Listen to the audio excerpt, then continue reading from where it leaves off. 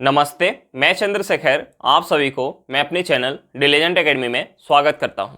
हम लोग बिहार एसएससी के लिए एक मैथ का सीरीज स्टार्ट किए थे, जिसमें हम लोग प्रत्येक दिन बिहार एसएससी में आए हुए मैथ का प्रीवियस ईयर क्वेश्चन और उस पर आधारित मैथ का क्वेश्चन कर रहे हैं। चलिए आज उस सीरीज में हम लोग आगे की तरफ चलते हैं। इससे पहले अगर आप मेरे चैनल पर नए हो तो चैनल को सब्सक्राइब कर लें और बेल आइकन को प्रेस करना बिल्कुल ना भूलें, ताकि आपको सबसे पहले लेटेस्ट नोटिफिकेशन मिलता रहे। चलिए अब हम लोग क्वेश्चन की तरफ चलते हैं। देखिए हमारा क्वेश्चन क्या दिया हुआ है। हमारा क्वेश्चन है, कोई ग्राहक 10,000 रुपए के अंकित मूल्य वाली वस्तु को खरीदना चाहता था। दुकानदार दो प्रकार की छूट देता है, 25% की एकल छूट या 14% और 12% की दो क्रमागत छूट। ग्राहकों के लिए कौन सी छूट बेहतर है और कितने बेहतर है। अब देखिए हमें क्वेश्चन में दिया हुआ है कि ग्राहक को दुकानदार जो है दो प्रकार की छूट दे रहा है। ग्राहक को दुकानदार जो है दो प्रकार की छूट दे रहा है। पहला छूट हमें क्या दिया है, 25% का एकल छूट, और दूसरा हमें क्या दिया है, 14% और 12% की क्रमागत छूट। तो हम यहां भी एकल छूट निकाल लेते हैं। हम यहां एकल छूट निकालेंगे तो पहला छूट क्या है, 14% यानी माइनस का 14। दूसरा क्या है, 12% यानी माइनस का 12। माइनस माइनस हमारा क्या हो जाएगा, प्लस हो जाएगा। 14 गुने 12 बटा क्या हो जाएगा, 100 हो जाएगा।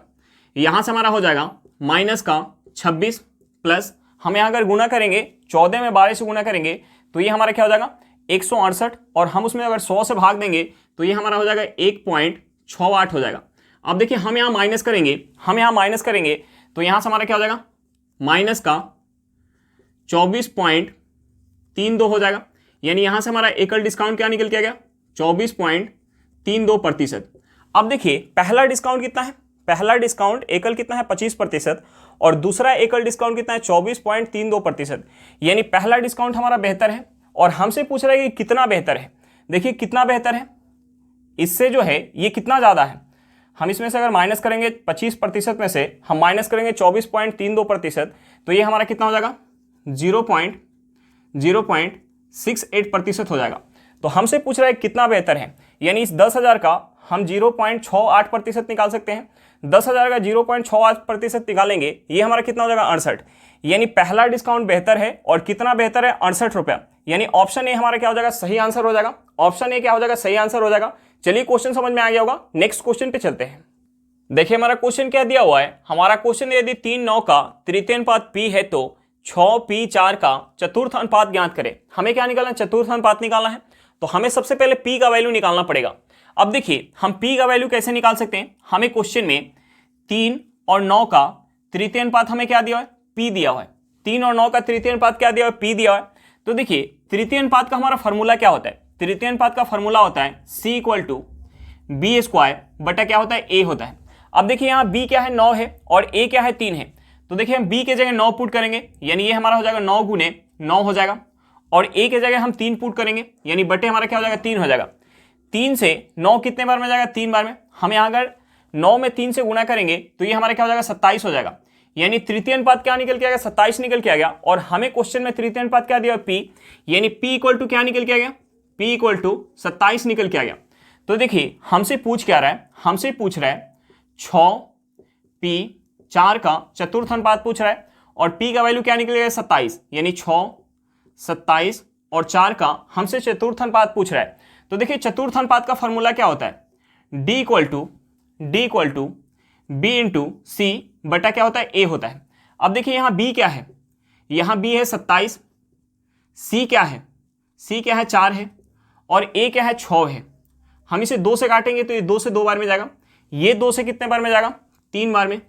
हम इसे 3 से काटेंगे तो ये 3 से 9 बार में जाएगा। हम 9 में 2 से गुना करेंगे तो यहाँ से हमारा चतुर्थ अनुपात क्या निकल के आ जाएगा, 18 निकल के आ जाएगा। हमारा आंसर क्या निकल के आ गया, 18 निकल के आ गया।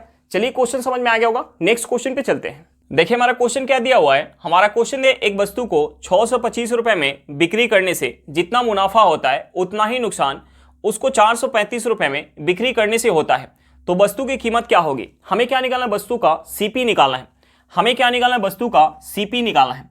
अब देखिए हमें क्वेश्चन में क्या दिया है, वस्तु को 625 रुपए में, वस्तु को 625 रुपए में बेचने पे जितना मुनाफा हो रहा है, वस्तु को 435 रुपए में, वस्तु को 435 रुपए में, वस्तु को 435 रुपए में बेचने पर उतना ही क्या हो रहा है, नुकसान हो रहा है। तो देखिए हमने मान लिया कि वस्तु को जब 625 रुपए में बेचा जा रहा था तो 100 रुपया का मुनाफा हो रहा था। तो जब वस्तु को 435 रुपए में बेचा जाएगा तो 100 रुपए का क्या हो जाएगा, नुकसान हो जाएगा। अब देखिए हम यहां से क्या लिख सकते हैं, अगर हम इन दोनों का डिफरेंस लेंगे तो किसके बराबर होगा, x प्लस एक्स के बराबर होगा।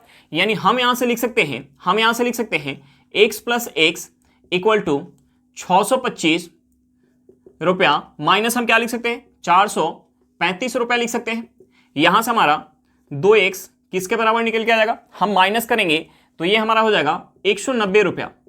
अब देखिए हम इसे अगर 2 से काटेंगे तो यहां से हमारा x इक्वल टू क्या निकल के आ जाएगा, 95 रुपया निकल के आ जाएगा। अब देखिए हम इस 435 में या तो हम x का वैल्यू ऐड कर दें या हम इस 625 में x का वैल्यू माइनस कर दें तो हमारा क्या निकल के आ जाएगा, CP निकल के आ जाएगा। तो देखिए हम यहाँ 435 में x का वैल्यू ऐड कर लेते हैं तो यहाँ से हमारा CP क्या हो जाएगा, CP हो जाएगा 435, CP हो जाएगा 435 प्लस हमारा क्या हो जाएगा 95 हो जाएगा। यहाँ से हमारा क्या हो जाएगा, यहाँ से हमारा हो जाएगा 530, CP क्या निकल के आ गया, 530 रुपए निकल के आ गया। हमारा आंसर क्या निकल के आ गया, 530 रुपए निकल के आ गया। चलिए क्वेश्चन समझ में आ गया होगा, नेक्स्ट क्वेश्चन पे चलते हैं। देखिए हमारा क्वेश्चन क्या दिया हुआ है, हमारा क्वेश्चन है 23 संख्याओं का औसत 51 है, पहली 12 संख्याओं का औसत 49 है और अंतिम 12 संख्याओं का औसत 54 है। यदि 12वीं संख्या को निकाल दिया जाए तो शेष संख्याओं का औसत ज्ञात करें। हमें क्या निकालना है, शेष संख्याओं का औसत निकालना है। अब देखिए हमें क्वेश्चन में क्या दिया हुआ है, हमें क्वेश्चन में 23 संख्याओं का हमें औसत क्या दिया हुआ है, 51 दिया हुआ है। पहली 12 संख्याओं का औसत हमें क्वेश्चन में क्या दिया है, पहली 12 संख्याओं का औसत हमें 49 दिया है और अंतिम 12 संख्याओं का औसत हमें क्वेश्चन में क्या दिया है, 54 दिया है। अब देखिए हम यहां से 12वीं संख्या निकाल सकते हैं। देखिए हमें 23 संख्या का औसत क्या दिया है, 51 दिया है, तो हमने मान लिया कि प्रत्येक संख्या 51 है। अब देखिए जब हम पहली 12 संख्या का औसत निकाल रहे हैं तो औसत हमारा क्या निकल के आ रहा है, 49, यानी पहले की अपेक्षा कितना कम निकल के आ रहा है, औसत 2 कम निकल के आ रहा है। और यहाँ संख्या कितना है, 12 संख्या है, यानी हम इस -2 में 12 से गुणा करेंगे तो ये हमारा क्या हो जाएगा, -24 हो जाएगा। अब देखिए अंतिम 12 संख्या का जब हम औसत निकाल रहे हैं तो औसत कितना निकल के आ रहा है, 54, यानी पहले की अपेक्षा औसत कितना ज्यादा निकल के आ रहा है, 3। पहले की अपेक्षा औसत कितना ज्यादा निकल के आ रहा है, 3, और यहाँ संख्या कितना है, 12 है, यानी हम +3 में 12 से गुणा करेंगे तो ये हमारा क्या हो जाएगा, प्लस का 36 हो जाएगा। अब देखिए हम इन दोनों को ऐड करेंगे तो यहाँ से हमारा क्या निकल के आ जाएगा, प्लस का 12 निकल के आ जाएगा। अब देखिए इस प्लस के 12 को अगर हम इस 51 में ऐड कर देंगे तो हमारी 12वीं संख्या निकल के आ जाएगी। अगर यहाँ हमारा माइनस का 12 निकल गया था तो हम इस माइनस के 12 को इसमें ऐड करते, यानी हम इसमें से 12 माइनस करते तो हमारी 12वीं संख्या निकल के आ जाती। लेकिन यहाँ हमारा क्या निकल के आए, प्लस के 12, यानी 12वीं संख्या हमारी क्या हो जाएगी, 12वीं संख्या हो जाएगी 51 प्लस का 12, ये हमारे क्या हो जाएगी, 63 हो जाएगी। अब देखिए हमसे पूछ क्या रहा है कि 23 संख्या में से अगर 12वीं संख्या निकाल दिया जाए तो औसत क्या होगा। अब देखिए अगर 12वीं संख्या 51 होती, तो हम 12वीं संख्या को निकाल देते तो औसत पे हमारा कोई प्रभाव नहीं पड़ता, क्योंकि 23 संख्या का औसत कितना है, 51 है। लेकिन 12वीं संख्या 51 ना होके है कितना, 63 है, यानी 12 ज्यादा है, यानी इस 12 के निकल जाने के कारण औसत पे कुछ का कमी होगा। अब देखिए ये 12 जो है बाकी के 22 संख्या में से निकल जाएगा, ये 12 जो है बाकी के 22 संख्या में से निकल जाएगा, यानी इस 12 में अगर हम 22 से भाग देंगे तो यहां से हमें पता चल जाएगा कि प्रत्येक के औसत में कितना का कमी हो जाएगा। अब देखिए हम इसे अगर 2 से काटेंगे तो ये 2 से 6 बार में जाएगा, ये 2 से कितने बार में जाएगा, 11 बार में। हम यहाँ 11 से अगर भाग देंगे तो 0 पॉइंट ये हो जाएगा 60, 11 से कितने बार में जाएगा, 5 बार में, हाथ में 5 आ जाएगा। 50 11 से कितने बार में जाएगा, 4 बार में, हाथ में क्या आ जाएगा, 6 आ जाएगा। फिर 0 आएगा 60 जो है 11 से कितने बार में जाएगा, 5 बार में, यानी हम यहाँ से इसे लिख सकते हैं 0.55, यानी 0.55 का कमी हो जाएगा। यानी बाकी के जो है 22 संख्या का औसत क्या हो जाएगा, बाकी के 22 संख्या का औसत क्या हो जाएगा, टोटल जो है 23 संख्या का औसत कितना है, 51 है, यानी इसमें से कितना का कमी हो जाएगा, 0.55 का कमी हो जाएगा। हम यहाँ अगर माइनस कर लेंगे तो ये हो जाएगा 50.45, यानी शेष संख्या का औसत क्या निकल गया, 50.45 निकल के आ गया। चलिए क्वेश्चन समझ में आ गया होगा, नेक्स्ट क्वेश्चन पे चलते हैं। देखिए हमारा क्वेश्चन क्या दिया हुआ है, हमारा क्वेश्चन दिया ए किसी लक्ष्य पर 5 शॉट में 4 बार निशाना साधता है, बी 4 शॉट में 3 बार और सी 3 शॉट में 2 बार निशाना साधता है। इस प्रक्रिया में संगणना कीजिए कि ए, बी और सी लक्ष्य पर निशाना साध सकते हैं। हमें यहाँ 4 ऑप्शन दिया हुआ है। देखिए हमसे पूछ क्या रहा है, हमसे पूछ रहा है ए, बी और सी का संयुक्त प्रायिकता पूछ रहा है, तो हमें सबसे पहले ए का प्रायिकता निकालना पड़ेगा, उसके बाद हमें बी का प्रायिकता निकालना पड़ेगा, उसके बाद हमें सी का प्रायिकता निकालना पड़ेगा। अब देखिए हम सबसे पहले ए का प्रायिकता निकालेंगे। सबसे पहले हम ए का प्रायिकता निकालेंगे तो हमें ए के बारे में क्या दिया है, हमें ए के बारे में दिया है कि 5 शॉट में 4 बार निशाना साधता है, यानी प्रायिकता क्या हो जाएगा 4/5 हो जाएगा। उसके बाद हम बी का प्रायिकता निकालेंगे। बी के बारे में हमें क्या दिया है, बी के बारे में दिया है कि 4 शॉट में 3 बार निशाना साधता है, यानी प्रायिकता क्या हो जाएगा 3/4 हो जाएगा। उसके बाद हम सी का प्रायिकता निकालेंगे। सी का प्रायिकता निकालेंगे तो देखिए सी का प्रायिकता क्या हो जाएगा, सी के बारे में हमें दिया है कि 3 शॉट में 2 बार निशाना साधता है, यानी प्रायिकता क्या हो जाएगा 2/3 हो जाएगा। और हमसे पूछ रहा है संयुक्त प्रायिकता, यानी हमसे पूछ रहा है तीनों का संयुक्त प्रायिकता, यानी A union B union C. तो देखिए हम इसके लिए क्या करेंगे, तीनों प्रायिकता का हम गुना करेंगे तो हमारा निकल क्या जाएगा, यानी यहां से हो जाएगा 4/5 गुने 3/4 गुने 2/3। तो देखिए यहां से 3 से 3 कट जाएगा, 4 से 4 कट जाएगा, यहां से हमारा सही आंसर क्या निकल के जाएगा 2/5, यानी सही आंसर हमारा क्या हो जाएगा ऑप्शन बी हो जाएगा। सही आंसर क्या हो जाएगा ऑप्शन बी हो जाएगा। चलिए क्वेश्चन समझ में आ गया होगा, नेक्स्ट क्वेश्चन पे चलते हैं।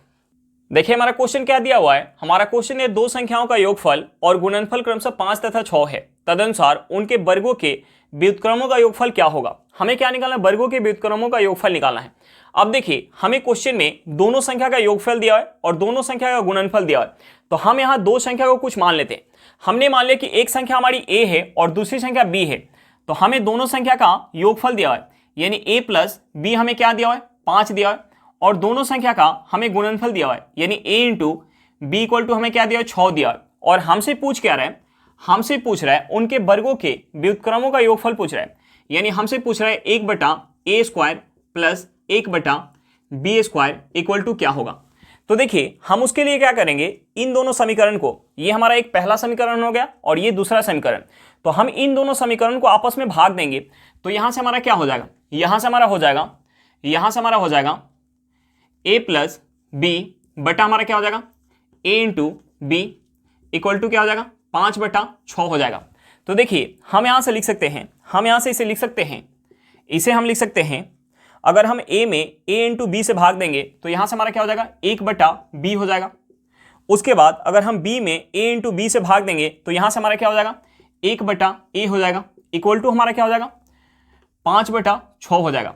तो देखिए हम इसका होल स्क्वायर कर लेते हैं, हम इसका होल स्क्वायर कर लेते हैं, तो यहां से हमारा क्या हो जाएगा 1/b² plus 1/a² plus 2/a into B equal to 5 का स्क्वायर क्या हो जाएगा 25 हो जाएगा, और 6 का स्क्वायर क्या हो जाएगा 36 हो जाएगा।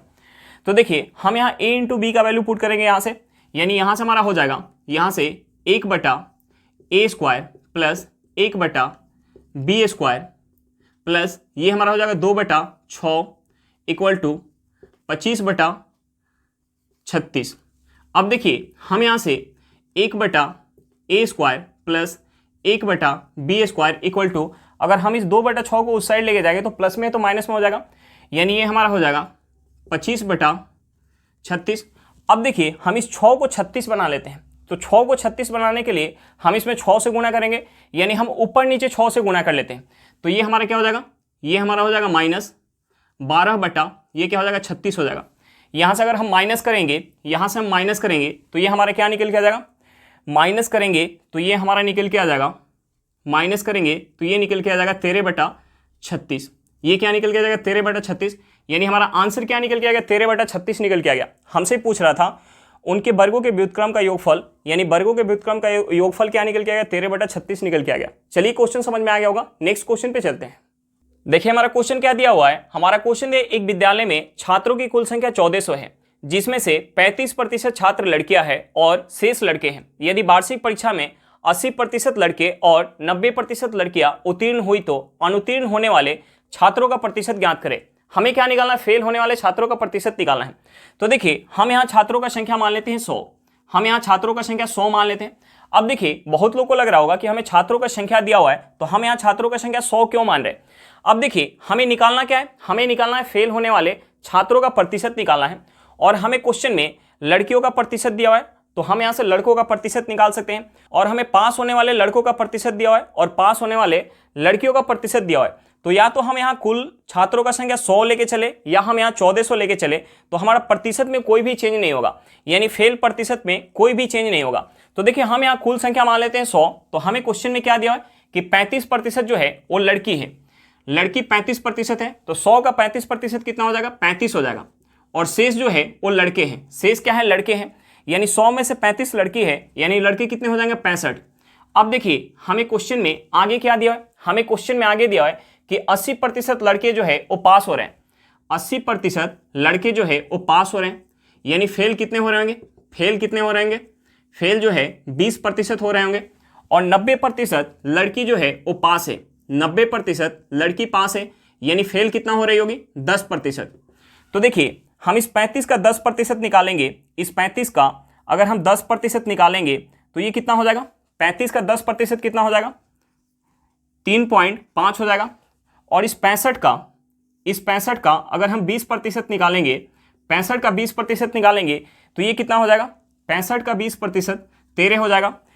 यानी 100 में से टोटल 100 छात्र हैं, जिसमें से 3.5 जो है वो लड़की फेल हो रही है और 13 जो है वो लड़के फेल हो रहे हैं, यानी टोटल फेल कितने हो रहे होंगे, टोटल जो है छात्र कितने फेल हो रहे होंगे, 3.5 प्लस का 13, ये कितना हो जाएगा, 16.5 हो जाएगा। 16.5 कितने में से फेल हो रहे हैं, 100 में से, यानी हम यहाँ से प्रतिशत निकाल सकते हैं, 16.5 बटा क्या हो जाएगा, 100 गुने क्या हो जाएगा, 100 हो जाएगा, 100 से हमारा 100 कट जाएगा, यानी फेल प्रतिशत क्या निकल के आएगा, 16.5%। यानी कुल जो है 16.5% छात्र जो है वो फेल हो रहे होंगे। हमारा आंसर क्या निकल के आएगा, 16.5%। चलिए क्वेश्चन समझ में आ गया होगा, नेक्स्ट क्वेश्चन पे चलते हैं। देखिए हमारा क्वेश्चन क्या दिया हुआ है, हमारा क्वेश्चन है किसी वस्तु का अंकित मूल्य 200 रुपया है, अंकित मूल्य पर 12 से 1/2% का बट्टा देकर भी 25% का लाभ अर्जित किया जाता है, उस वस्तु का क्रय मूल्य क्या है। हमें क्या निकालना है, वस्तु का क्रय मूल्य निकालना है। अब देखिए हमें क्वेश्चन में क्या दिया है, हमें क्वेश्चन में वस्तु का अंकित मूल्य दिया है और हमें क्या दिया है, डिस्काउंट परसेंट दिया है और हमें क्या दिया, प्रॉफिट परसेंट दिया है और हमसे पूछ क्या रहा है, क्रय मूल्य पूछ रहा है। तो देखिए हमें अंकित मूल्य दिया हुआ है और हमसे क्रय मूल्य पूछ रहा है, तो अगर हमें अंकित मूल्य और क्रय मूल्य का रेशियो पता चल जाए तो हमें अंकित मूल्य दिया हुआ है तो हम वहां से क्रय मूल्य बता पाएंगे। तो देखिए हम अंकित मूल्य और क्रय मूल्य का रेशियो कैसे निकाल सकते हैं, एक हमारा कंसेप्ट होता है एमपी बटा CP equal to 100 plus profit percent बटा 100 माइनस डिस्काउंट परसेंट। अब देखिए हमें प्रॉफिट कितना दिया है, 25%, यानी ये हो जाएगा 100 प्लस 25, और हमें डिस्काउंट कितना दिया है, 12 से 1/2%, यानी हम इसे क्या लिख सकते हैं, 12.5% लिख सकते हैं, यानी ये हो जाएगा 100 माइनस 12.5, यहां से हमारा हो जाएगा 125 बटा, हम इसमें से अगर माइनस करेंगे 12.5 माइनस करेंगे तो ये हमारा क्या हो जाएगा, 87.5 हो जाएगा। अब देखिए हम इसे 25 से काट सकते हैं, ये 25 से जाएगा 5 बार में, ये 25 से कितने बार में जाएगा, 25 से 3 बार में, हाथ में 12, 125 जाएगा 25 से 5 बार में, एक अंक के बाद पॉइंट है तो हम यहाँ पॉइंट लगाएंगे। अब देखिए हम यहाँ से एमपी बटा सीपी इक्वल टू लिख सकते हैं, अगर हम इस पॉइंट को हटाएंगे तो ऊपर हमारा एक जीरो चला जाएगा, यानी हम यहाँ से लिख सकते हैं 50 बटा 35। हम इसे अगर 5 से काट लें तो ये 5 से जाएगा 10 बार में और ये 5 से जाएगा 7 बार में, यानी उस वस्तु का एमपी अगर 10 यूनिट होगा तो सीपी कितना होगा, 7 यूनिट, और हमें क्वेश्चन में एमपी कितना दिया है, 200 रुपया, यानी इस 10 यूनिट का वैल्यू हमें क्वेश्चन में कितना दिया है, 200 रुपया दिया है। तो देखिए इस 10 में हम कितना से गुना करें कि हमारा 200 हो जाए, यानी अगर हम 10 में 20 से गुना करेंगे तो 200 हो जाएगा। अगर हम यहाँ 20 से गुना करें तो हमें यहाँ भी 20 से गुना करना पड़ेगा। तो देखिए अगर हम इस 7 में 20 से गुना करेंगे तो ये हमारा कितना हो जाएगा, 140 रुपया, ये कितना हो जाएगा, 140 रुपया, यानी उस वस्तु का क्रय मूल्य कितना निकल के आ गया, 140 रुपया निकल के आ गया। चलिए क्वेश्चन समझ में आ गया होगा, नेक्स्ट क्वेश्चन पे चलते हैं। देखिए हमारा क्वेश्चन क्या दिया हुआ है, हमारा क्वेश्चन दिया ए बी से उम्र में 3 गुना बड़ा है, 4 वर्ष पहले सी की आयु ए की आयु की दुगुनी थी, 4 वर्ष में ए 31 वर्ष का हो जाएगा, तो बी और सी की वर्तमान उम्र क्या है। हमें क्या निकालना है, बी और सी की वर्तमान उम्र निकालना है। अब देखिए हमें क्वेश्चन में क्या दिया हुआ है, हमें क्वेश्चन में दिया कि 4 वर्ष में ए जो है 31 वर्ष का हो जाएगा, तो हम यहाँ से ए की वर्तमान उम्र निकाल सकते हैं, देखिए 4 वर्ष में 31 वर्ष का हो रहा है, यानी वर्तमान में कितना होगा, हम इसमें से अगर 4 वर्ष माइनस कर देंगे तो ए की वर्तमान उम्र निकल के आ जाएगा, 31 में से 4 माइनस करेंगे ये हमारा क्या हो जाएगा, 27 वर्ष हो जाएगा, यानी वर्तमान में ए की उम्र क्या होगी, 27 वर्ष होगी। अब देखिए हमें क्वेश्चन में और क्या दिया है, हमें क्वेश्चन में दिया है कि ए जो है बी से उम्र में 3 गुना बड़ा है, यानी हम यहाँ से वर्तमान का रेशियो निकाल सकते हैं ए और बी का। हम यहाँ से वर्तमान का रेशियो निकाल सकते हैं ए और बी का, यानी वर्तमान में ए की आयु अगर 3 यूनिट होगी तो बी की आयु कितना होगी 1 यूनिट। अब देखिए वर्तमान में ए की आयु कितना निकल के आया 27 वर्ष, यानी इस 3 यूनिट का वैल्यू क्या निकल के है 27 वर्ष निकल के आए। 3 यूनिट का वैल्यू 27 वर्ष निकल के आए तो हम यहाँ से 1 यूनिट का वैल्यू निकाल सकते हैं, यानी 1 यूनिट का वैल्यू क्या हो जाएगा 9 वर्ष हो जाएगा। यानी वर्तमान में बी की आयु क्या निकल के आ गया 9 वर्ष निकल के आ गया। और हमसे अब क्या पूछ रहा है बी और सी की वर्तमान उम्र पूछ रहा है। तो देखिए हमें क्वेश्चन में और क्या दिया कि 4 वर्ष पहले सी की आयु ए की आयु की दुगुनी थी, यानी हम यहाँ से 4 वर्ष पहले का रेशियो निकाल सकते हैं। 4 वर्ष पहले का रेशियो निकाल सकते हैं, 4 वर्ष पहले का ए और सी की आयु का रेशियो निकाल सकते हैं। अब देखिए 4 वर्ष पहले अगर ए की आयु 1 यूनिट होगी तो सी की आयु कितना होगी 2 यूनिट।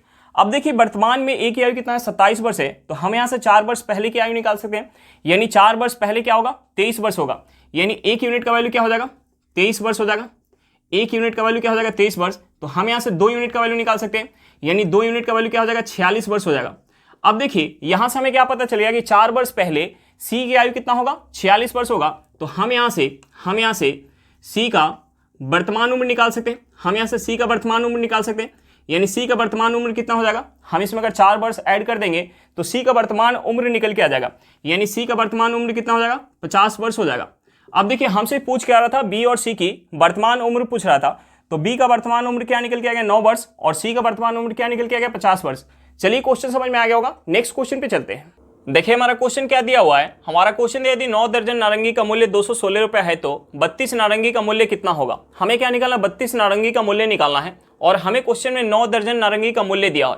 तो देखिए 1 दर्जन में कितना होता है 12 होता है, यानी 9 दर्जन में कितना हो जाएगा 9 दर्जन में कितना हो जाएगा 108 नारंगी, यानी हमें 108 नारंगी का मूल्य कितना दिया है 216 रुपया दिया है। तो हम यहाँ से 1 नारंगी का मूल्य निकाल सकते हैं। 1 नारंगी का मूल्य कितना हो जाएगा 2 रुपया। तो हमसे पूछ रहा है 32 नारंगी का मूल्य, यानी 32 नारंगी का मूल्य कितना हो जाएगा 64 रुपया हो जाएगा। हमारा आंसर क्या निकल के आ गया 64 रुपया निकल के आ गया। चलिए क्वेश्चन समझ में आ गया होगा।